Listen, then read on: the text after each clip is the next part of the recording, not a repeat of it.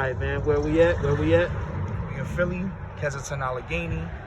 This is the hub. This is the concentration of all the opioid pandemic. This is the largest open-air drug market in the entire United States. 24-hour shop to get whatever opioid you want and every other drug that's available in the city. Let me see. All on the floor, y'all. Looks crazy. Crazy out here. So tell us more about your flag right here, brother. So this is it's a Puerto Rican independence flag. It's called El Grito de Lares. It's the shout of Lares.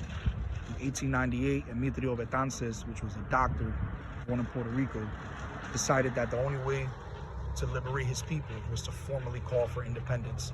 They declared open war against the United States, but it was supposed to be symbolic because they understood that a small island in the Caribbean was not going to be able to defeat the imperial powers of the United States of America.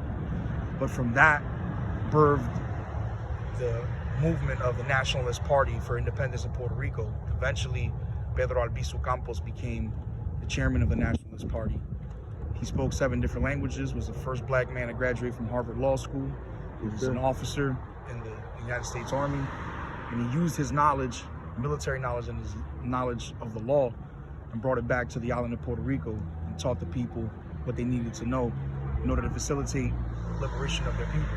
Unfortunately, he was unable to succeed in that. He was arrested by the FBI, spent 26 years in and out of prison, experimented with radiation on him. They perfected radiation experimentation on prisoners using Albizu Campos. Right. He was released from prison in 1962 and passed away shortly after from radiation poisoning. And he goes down as the patriarch of the independence movement in Puerto Rico. There are schools in Chicago, Illinois. There is a school named after Pedro Albizu Campos. There are airports and government buildings in Puerto Rico and in Massachusetts named after Pedro Albizu Campos. So this person is known, but not known enough in the Puerto Rican community. And this was a black man. This was a man of color. He understood that. He was the class valedictorian at Harvard Law School, but they didn't let him give the valedictorian speech because the racist institution would not allow a man of color to stand on that stage. And they also made it take exponentially longer for him to get his doctorate degree, but he still got it. That's when he understood what the color line was in, institutionalized America. And that's what made him turn to nationalist movement and movement of independence, because he understood that we would never be able to be free. And let me see your shirt in the middle. What is this? So this shirt identifies what a Puerto Rican is. By default, Puerto Ricans are Taino indigenous Arawak, so they are Native American, the first inhabitants. These are the people that Christopher Columbus first encountered when he came to the so-called New World. And we know Columbus didn't discover anything because my people were already here.